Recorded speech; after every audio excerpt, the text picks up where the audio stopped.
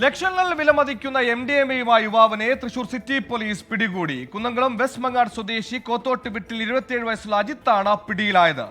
ബംഗളൂരിൽ നിന്ന് ബസ് മാർഗം തൃശൂരിലെത്തിച്ച ലഹരിയാണ് ഇയാൾ മണ്ണുത്തിയിൽ വെച്ച് വിൽക്കാൻ ശ്രമിച്ചത്.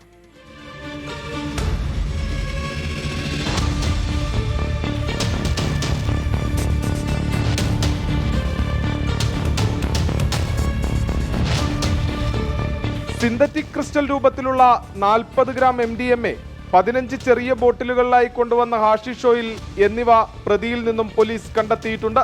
തൃശൂരിലേക്ക് എത്തിക്കുന്ന മയക്കുമരുന്ന് ടാറ്റു കേന്ദ്രങ്ങളും മാളുകളും ഹോസ്റ്റലുകളും കേന്ദ്രീകരിച്ച് യുവാക്കൾക്കും വിദ്യാർത്ഥികൾക്കും വിൽപ്പന നടത്തുകയായിരുന്നു ലക്ഷ്യമെന്നാണ് പോലീസിന് ലഭിക്കുന്ന വിവരം.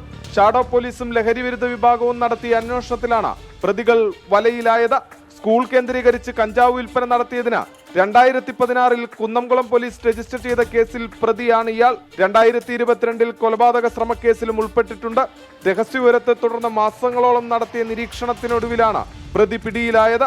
അജിത്തിന് മയക്കുമരുന്ന് വിൽപ്പന നടത്തിയവരെക്കുറിച്ചും അജിത്തിന്റെ ഉപഭോക്താക്കളെക്കുറിച്ചും പോലീസ് അന്വേഷണം ആരംഭിച്ചു. 24 തൃശൂർ.